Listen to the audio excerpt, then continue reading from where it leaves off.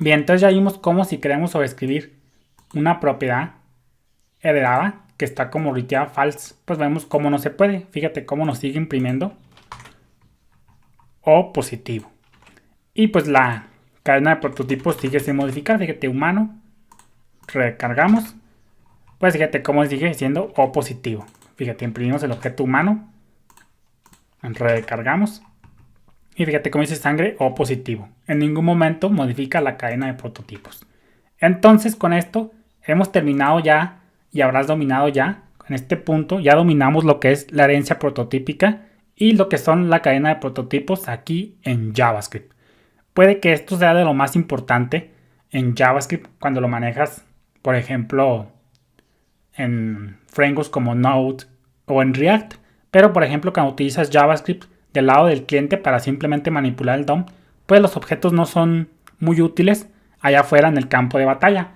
Pero cuando llegues a un framework como Node.js, React, Angular, Vue y otros frameworks de JavaScript, los objetos se utilizan un poco más.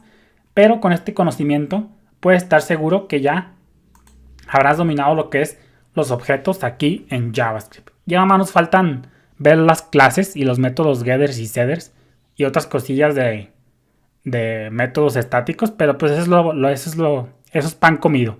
Lo difícil aquí es entender la cadena de prototipos, la herencia prototípica, la sobreescritura, la lectura de propiedades, el seteo, etc. Todo esto que hemos visto en los últimos videos. Aquí en este punto pues ya más nos falta ver el caso, la herencia prototípica, cuando se trabaja con getters y setters, pero eso ya lo vamos a ver después, ya cuando lleguemos al tema de los getters y los setters, ya para terminar de ver esto de la herencia prototípica. Todo esto que vimos se reduce a estas dos notas que tenemos por acá. Las voy a leer nuevamente. La herencia prototípica en JavaScript, o también conocida como cadena de prototipos, es clave porque nos permite sobreescribir selectivamente las propiedades heredadas. Es decir, pues simplemente lo que tú quieras modificar se sobreescribe. Y si se sobreescribe, si está permitida la sobreescritura, pues afecta al objeto en sí mismo. Nunca va a afectar el prototipo. En ningún momento, por ende, nunca se modificará la cadena de prototipos, a menos que lo hagas explícitamente. Las operaciones serán en el objeto en sí mismo, dejando los prototipos intactos. Fíjate cómo aquí pues tratamos de sobreescribir, no se logró y por consecuencia pues la cadena de prototipos no se modificó. En cambio, pues si tú lo haces explícitamente como humano, punto sangre, igual a O negativo, pues aquí obviamente sí se está modificando. Fíjate, vamos a hacerlo. Guardamos, recargamos y pues fíjate cómo aquí ya cambió. Entonces, a menos de que lo hagas explícitamente, pues ahí sí se va a cambiar. Pero siempre que lo hagas tú, a menos de que no lo hagas explícitamente, pues la cadena de prototipos siempre se dejará intacta. Dice, la cadena de prototipos solo se recorre o solo se utiliza, solo se consulta, como lo quieras ver, para consultar propiedades y para determinar si es permitido la sobreescritura de propiedades cuando sea necesario. Entonces, básicamente, esa es la magia de JavaScript, que la cadena de prototipos siempre está intacta a menos de que la modifiques tú explícitamente. Y como yo te dije, pues aquí es por eso te decía yo que, bueno, aquí ya más nos queda de ver los getters y los headers para terminar este tema, pero a grandes rasgos a eso se resume. Por eso yo te decía que la herencia prototípica aquí en JavaScript es como otro paradigma de programación orientada a objetos. Esto, por ejemplo, no es igual en PHP, en Java, en Python y en esos lenguajes de programación tradicionales. Aquí en JavaScript vemos cómo se hace la herencia a través de objetos de instancias en sí mismos. Y por ejemplo, en PHP y en Java y en esos lenguajes que te digo, pues ahí la herencia pues se da como que a nivel de clases. Pero aquí no, aquí la herencia se da a través de instancias ya creadas, ya de objetos en sí mismos. Y acá en herencia tradicional, pues se da entre clases. Acuérdate que las clases son como plantillas y de las plantillas pues ya se crean las instancias. Entonces esa es la sutil diferencia.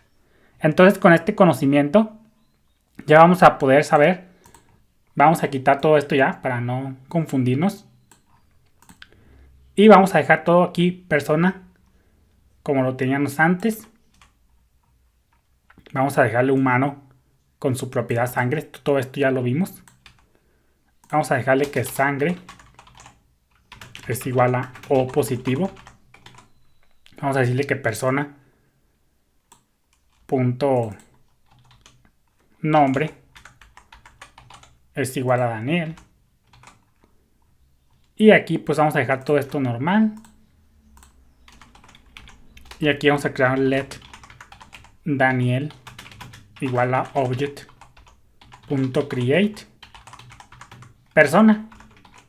Y entonces pues como ya sabemos, ya todo esto que ya vimos, ahora que ya vimos todo lo del operador AND y todo esto, es momento de seguir con lo que nos quedamos. Fíjate, nosotros sabemos que cuando consultamos una propiedad que no existe, fíjate, vámonos por acá a Daniel, nosotros cuando consultamos una propiedad que no existe, pues se va a buscar en el objeto en sí mismo, luego en los prototipos más arriba, eso ya lo vimos, y si no se encuentra éxito, pues no va a dar un error, fíjate, let, vamos a hacer un log que diga Daniel, punto, no existe. Entonces pues esto, guardamos, recargamos, no va a dar ningún error. Consultar una propiedad que no existe, pues no es un error. Sin embargo, consultar una propiedad de null y undefined sí es un error, fíjate. Undefined, por ejemplo, nombre, undefined. Guardamos, recargamos. Pues fíjate como dice, no puedes leer propiedad de undefined. En cambio, si lo hacemos con null, guardamos, recargamos, pues fíjate, no puedes leer propiedades de null. Entonces, null y undefined son esos casos particulares que no tienen propiedades como tal, por lo cual consultar de null y undefined siempre le da un error. Entonces, esto me lleva a lo siguiente.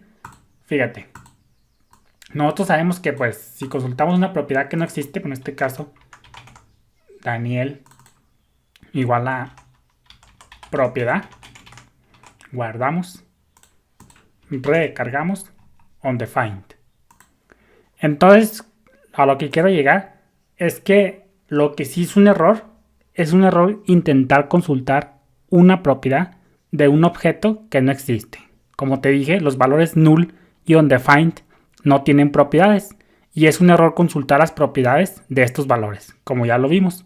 Entonces, pues fíjate, vamos a crearnos, esto se explica por lo regular con el típico objeto libro. Vamos a ponerle let libro y vamos a hacer un object literal y en este caso vamos a ponerle autor y Juan igual a Juan Pérez, pero lo vamos a verlo para después. Lo que ya se está alargando un poco el video. Lo que yo quiero que entiendas es que consultar una propiedad que no existe no es un error. Sin embargo, consultar una propiedad de un objeto que no existe, eso sí es un error. Eso sería todo. Bendiciones.